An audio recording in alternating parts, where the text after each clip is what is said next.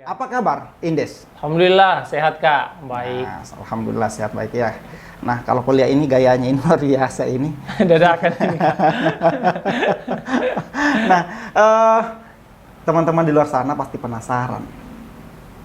Apa aktivitas seorang Indis di luar sana? Ya, sampai teman-teman sekitar mengatakan, wow, Indis hebat, bisa dijadikan sampel, contoh para anak-anak muda di sekitarnya. Kalau boleh tahu, apa kegiatannya?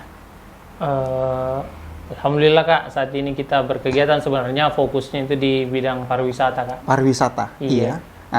Kita sedang mengembangkan wisata alternatif, destinasi wisata bernama Dego Dego Nabira Kak. Dego Dego Nabira. Iya. Bukankah Bira itu sudah terkenal dengan pantainya? Iya.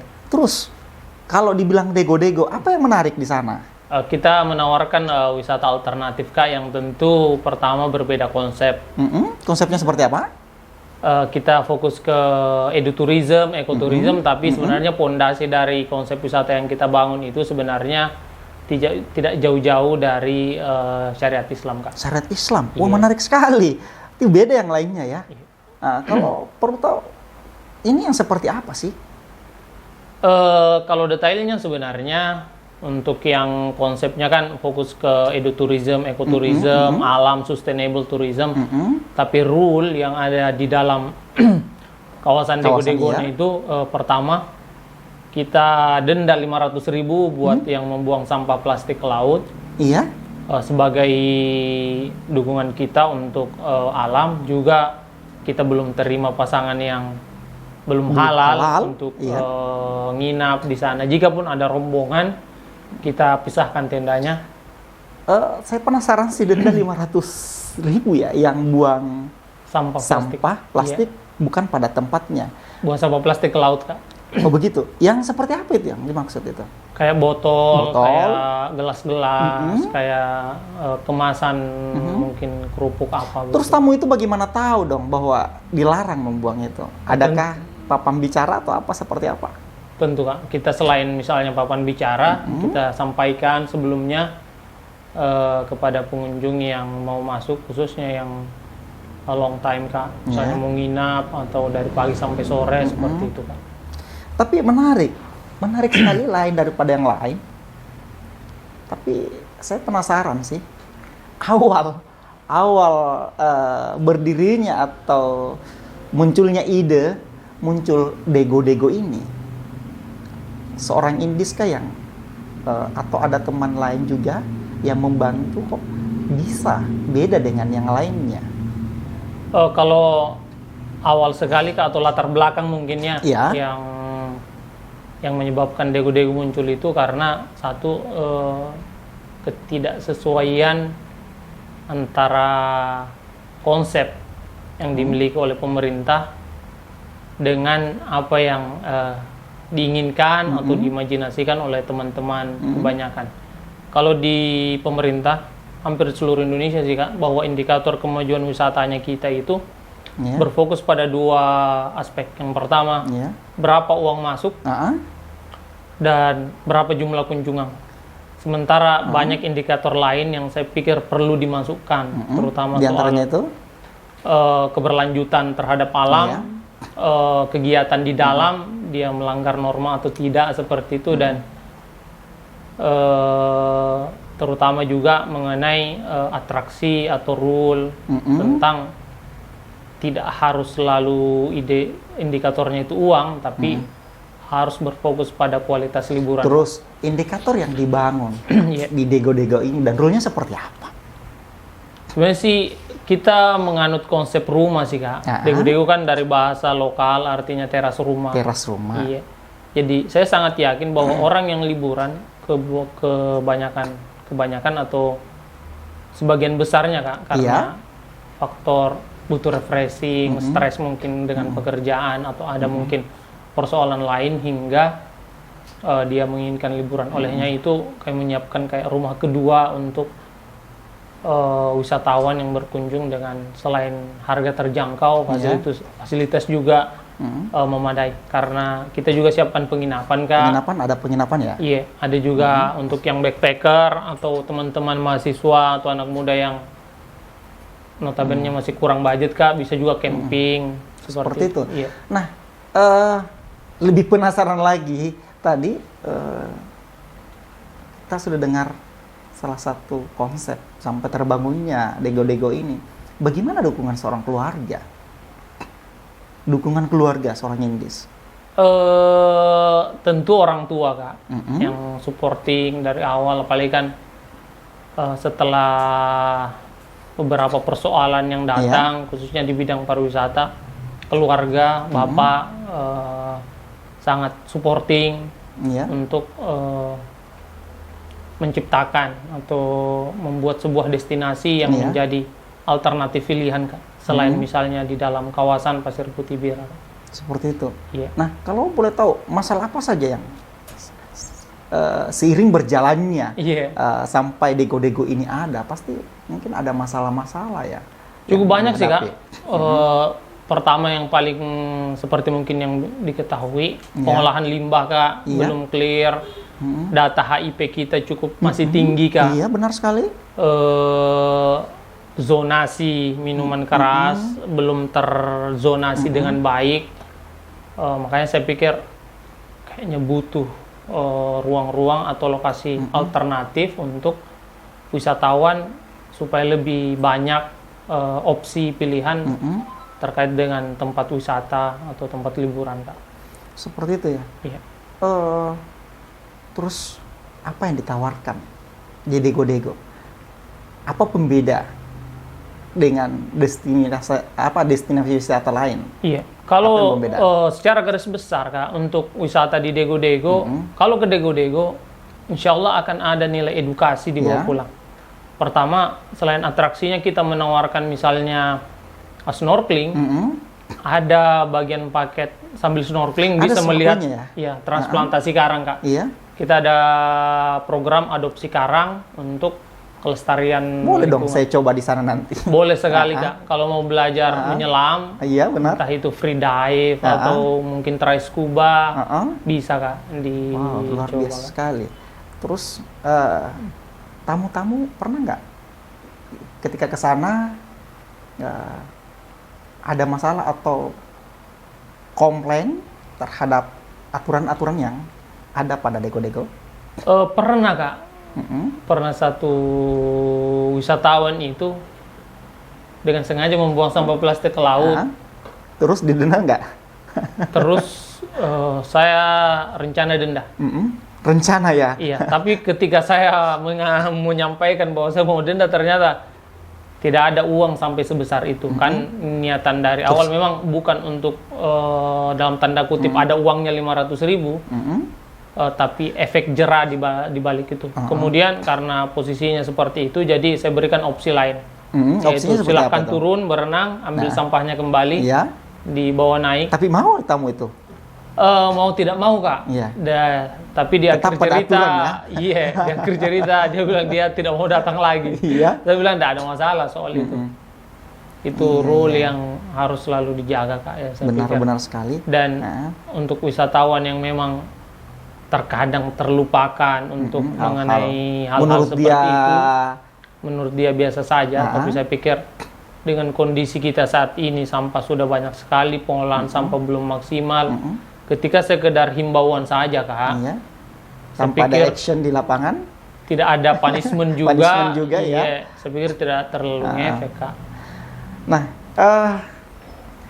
jadi kalau boleh tahu nih, Dego-Dego ini, kalau tadi cerita tentang pengolahan sampah, memberi punishment kepada tamu yang membuang sampah, saya penasaran.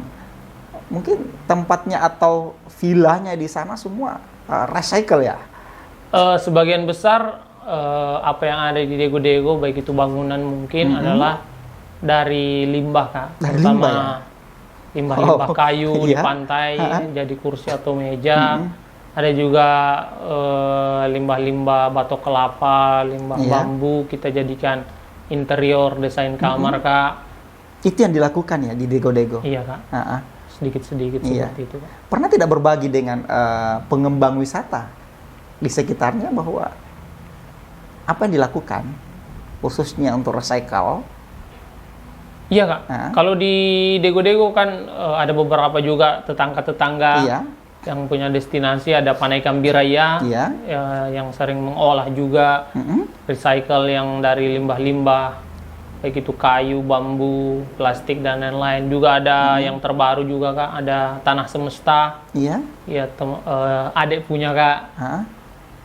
untuk membangun konsep yang sama, Kak. Saya pikir konsep-konsep yang ramah lingkungan butuh diperbanyak, Kak. Diperbanyak, Iya, dan itu perlu dijaga ya. betul, Kak. Ah. Karena saya pikir membangun wisata tidak bisa sendiri, Kak. Benar butuh sekali. yang banyak kolaborasi, entahlah dengan pemilik, owner, pemerintah, masyarakat, dan terutama juga dari wisatawan itu sendiri, Kak. Indes, kalau boleh tahu nih, sejak kapan awal dirintisnya Dego-Dego? Awal rintis sekali, Kak. Awal 2018 akhir, Kak. 2018 akhir. Iya. Berarti sudah berapa tahun ya sampai saat ini? 4 tahunan, Kak. 4 tahunan Iya. ya. Nah, berjalan 4 tahunan ini, bagaimana cara memperkenalkan kepada orang-orang di luar sana bahwa ada tempat yang luar biasa, yang lain daripada yang lain, yang mempunyai aturan tersendiri ketimbang dengan tempat wisata lain? Sebenarnya sih kalau fokus promosinya, Kak, kita di Instagram, Kak.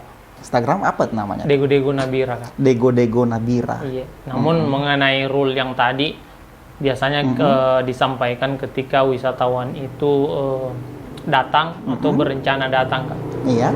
Kita sampaikan terlebih dahulu soal rule tadi. Kalau sepakat dengan itu silahkan. Silakan. Kalau misalnya belum, silahkan cari lokasi lain. Seperti itu, Kak. Iya. Tapi yang rata-rata yang kita posting tentu bukan rule itu, Kak. Iya, iya, betul, Iya, betul. Kak.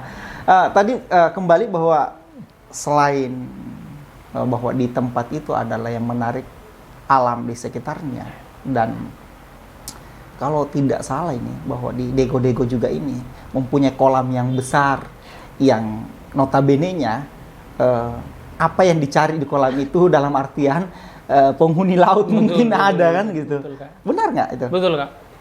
Di Dego-Dego kami selalu menganggap bahwa apa yang ada lautannya kita, Kak, sebenarnya empang yang Tuhan titipkan untuk kita, Kak, yang tidak butuh dikasih makan, Kak. Iya. Bisa panen tiap hari, bisa diambil ikannya, cuminya, sotongnya, lobsternya, dan semua isinya tanpa memberinya makan, tanpa ada effort yang harus diupayakan. Olehnya itu sayang sekali, Kak, kalau masih dikasih sampah plastik.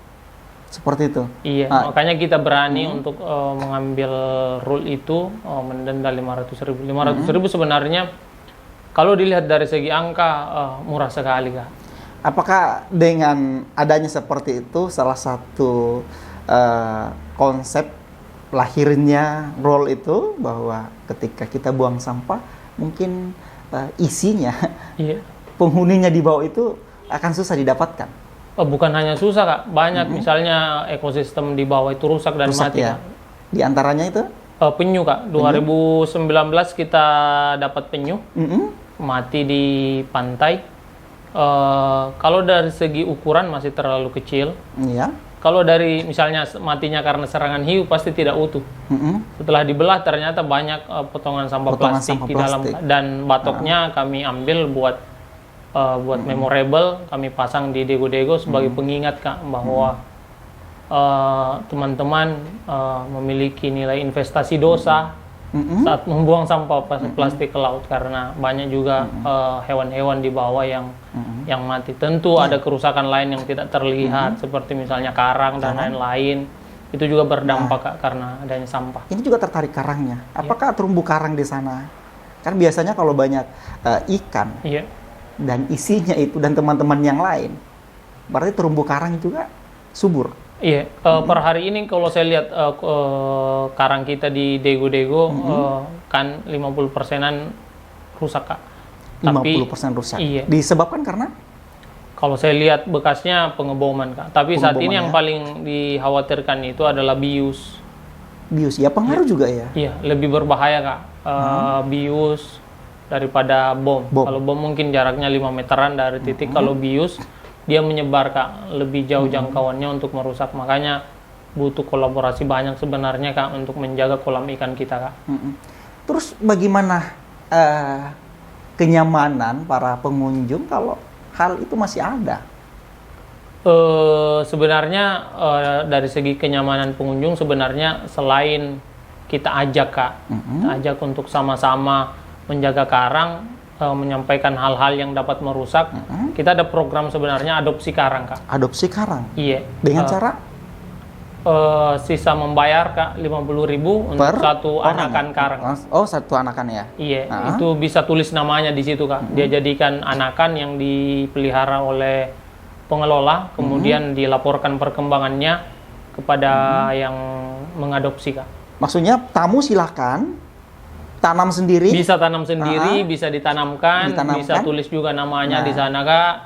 Jadi yang menarik kalau teman-teman yang suka Snorkeling, bisa snorkeling sambil menanam sendiri. Iya. Dan berapa tahun ya Pak? Atau berapa bulan bisa kunjungi kembali, lihat ini loh hasilnya saya. Iya, kalau jenis Acropora Kak, pertumbuhannya per tahun itu di kisaran 3 sampai 7 cm Kak per tahun. 7 cm. Tapi kalau yang jenis Montipora kadang 0,5 sampai 1 cm per tahun Kak pertumbuhannya. Sangat lambat sekali. Seperti itu ya. Iya, itu pun di 3 bulan awal harus minimal 2 kali seminggu dibersihkan Kak dari spons, dari alga seperti Apakah itu. seorang indis memang pantau setiap hari atau ada tentu waktu saya tidak tertentu? sendiri Kak. Ada Iya, tim, ada ya. teman-teman juga, ada dari Pinisi Diving Club, ada dari Kolaborasi Biru, Iya. ada dari NDR and Outdoor yang tentu kita kolaborasi Kak untuk sama-sama menjaga kolam ikan kita Kak. Ikan itu ya. Luar biasa Yang jadi kolam teman-teman ikannya ya. seluas sampai batas Australia di bawah, di atas dekat Filipina, seperti itu. Kak. Seperti itu ya. Nah, biasanya nih seorang indis nih Iya, Kak. yang membawa tamu sampai kedalaman berapa itu? Yang Tergantung snorkelingnya itu? tamunya Kak. Tergantung tamunya. Iya, kalau sekedar baru belajar mungkin di 2 atau 3 meter. Bisa juga sama yang lebih dari itu 3 sampai 4 dengan catatan didampingi terus. Didampingi Kak. terus. Iya, Kak. Tentunya yang dampingi orang yang punyai kualitas dan kompetensi di bidang itu ya. Iya, Kak. Jadi tidak sembarang ya. Iya, Kak. Juga kalau dilihat pergerakannya, kalau diperkirakan pergerakannya terlalu liar, belum dibawa ke area transplantasi Kak, yang sampai rencananya kita mau ini malah diinjak-injak Kak.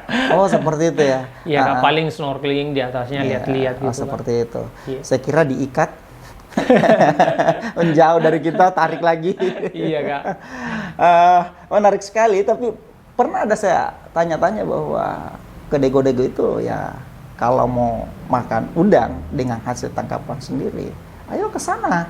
Benar nggak sih itu? Bisa Kak. Kalau misalnya posisinya misalnya mau makan malam, terus mau menunggu, tentu kita bisa ambilkan ikan di kolam ikan depan rumah Kak.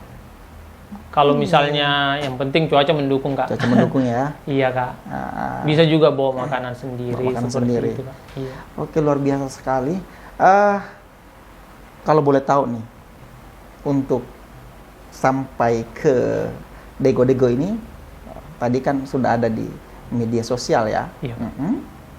Mungkin ada yang bertanya sih, jangan-jangan saya ke sana, namanya tempat wisata, gimana tentang budgetnya atau gimana di sana kan siap. gitu. Sebenarnya kita dari beberapa lokasi wisata, saya pikir kita masih sangat terjangkau Kak. Sangat terjangkau. Mulai kisaran 35 ribuan. Kalau nginep nih Kak ya. Nginep ya. Sampai dengan 500-an seperti itu Kak. Kalau sekedar masuk 5.000 saja Kak. Masih sangat terjangkau Iya, ya. itu sudah termasuk parkir, mungkin air, toilet, listrik. Tidak termasuk jodoh ya Kak. Oh, tidak termasuk jodoh ya. Cari sendiri ya Kak. Kalau yang Bawa sendiri ya. Iya. Itu pun kalau order biasa sudah tidak dikenakan. Maksudnya order jodoh? Order minuman atau Order makanan minuman. gitu Kak. Sudah tidak terkena tarif masuk Kak. Terus suka duka deh yang dialami selama ini sampai saat ini?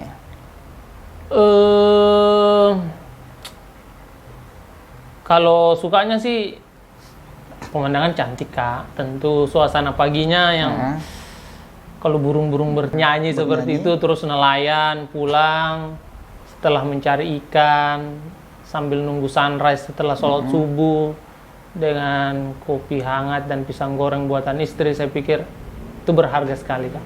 Buatan istri berharga sekali. Iya. Yang tidak punya pasangan ke sana, maka datanya lah, nikmatilah suara-suara burung yang ada di sana. Tapi kalau dukanya sih ya ketika resign kemarin dari kerjaan dan fokus membangun Dego-Dego, kita kan belum ada rumah di sana kan. Kita masih tinggal di tenda, belum ada listrik, fighting selama beberapa bulan Bersama dengan keluarga, istri. Iya Kak. Luar biasa istrinya, Tinggal supportnya. di sana, dia masak nasi di atas pakai kayu, saya turun ambil ikan di kolam depan rumah. Romantis Setelah sekali. masak baru bangun rumah Kak. Kita sampai dibilangin orang gila sama tetangga Kak. Sampai kadang tetangga-tetangga datang menjenguk, mengecek kabar, kondisi bagaimana Iya, keadaan. Saya pikir kita baik-baik saja di sini. Iya. Tapi yang mungkin agak sedikit memang berbeda Kak dibandingkan masyarakat kebanyakan Kak. Ya, memang sih untuk mengubah pola pikir, mindset seseorang, apalagi mau mengubah tempat wisata yang tadinya tidak ada apa-apa menjadi apa-apa, wah saya rasa luar biasa dan tidak semua orang bisa lakukan itu. Iya. Nah, terus kalau kita lihat dari 2018 sampai sekarang, gimana pengunjungnya? Alhamdulillah Kak, terus mengalami peningkatan dan Iya. tentu kita melakukan pembenahan Kak, terus ya, evaluasi tiap tahun, terutama baik dari segi fasilitas, Iya. baik dari segi kenyamanan pengunjung seperti itu Kak. Dan memang yang paling berat di waktu COVID kemarin Kak, Iya. selama 2 tahun itu kita sangat kecil sekali Kak kunjungan untuk wisatawan. Tapi dengan ada seperti itu tetap ada ya pengunjung, Ya. dan tetap berbenah terus. Berbenah. Terus. Iya. Yang penting ada progres tiap hari Kak, meskipun kecil. Kecil, seperti iya. itu. Iya. Luar biasa seorang Indis. Terus terakhir, harapannya ke depan. Secara personal harapannya ada banyak Kak. Tentu yang pertama, kalau bisa dikuatkan kembali kolaborasi Kak Dengan antara pemilik wisata dengan pemerintah. Tentu dengan pengambil kebijakan, dengan butuh disosialisasikan lebih jauh mengenai lingkungan sampah plastik Kak. Harapan lainnya, kalau dari segi laut, besar harapan saya Kak, kalau lautnya Bulukumba itu dinaikkan levelnya menjadi taman nasional Kak. Taman Nasional. Saya pikir potensi kita ada oceanic manta, ada hiu paus, ada penyu, ada hiu, banyak ekosistem Kak yang saya Ekosistem pikir yang iya. kayaknya lebih cocok kalau ketika kita dorong ke misalnya menjadi taman nasional, tentu perhatian lebih banyak Kak Iya. terhadap kawasan tersebut, dan mudah-mudahan dengan seperti itu bisa lebih menjaga bahkan meningkatkan kelestarian alam kita Kak. Selain tentunya fasilitas-fasilitas di Dego-Dego yang butuh dibenahi sedikit-sedikit Kak. Ya. Thank you, saya rasa menarik sekali Dego-Dego hari ini. Dan teman-teman di luar sana, rugi rasanya kalau kita tidak injakkan kaki ke Dego-Dego, termasuk diri saya. Insya Allah saya akan programkan nanti jalan-jalan ke sana, khususnya Langsung di malam ini Kak. Kebetulan malam masih ini. ada di ruang buat nginap Kak. Hakim rencananya. Iya, bolehlah kita atur dulu schedule-nya ya. Saya menarik sekali tadi untuk tanam Karang. karang. Bisa Kak, Iya. bisa tanam sendiri, bisa lihat-lihat, bisa dibawakan ke pinggir, tanam di pinggir, atau mau tanam langsung di lokasinya. Ada juga yang sudah setahun Iya. yang lalu kita tanam. Baik, insya Allah kita akan mengajak teman-teman di luar sana. Ayo kita sama-sama ke Dego-Dego Bulukumba di Sulawesi Selatan. Siap. Ya. Iya. Mendengarkan celote seorang Indis yang luar biasa, dan ternyata ada jiwa kesatria yang luar biasa yang membangun tempat wisata bersama dengan pasangannya, dan hidupnya begitu romantis.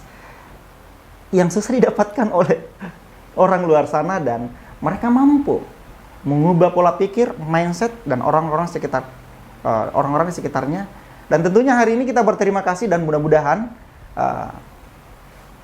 yang di luar sana, khususnya pemerintah yang terkait, mendengarkan ya apa yang dilakukan seorang Indis dan bisa melihat apa yang ada di Daegu sana. Mudah-mudahan menjadi tempat wisata internasional. Thank you. Saya Irfan. Assalamualaikum warahmatullahi wabarakatuh.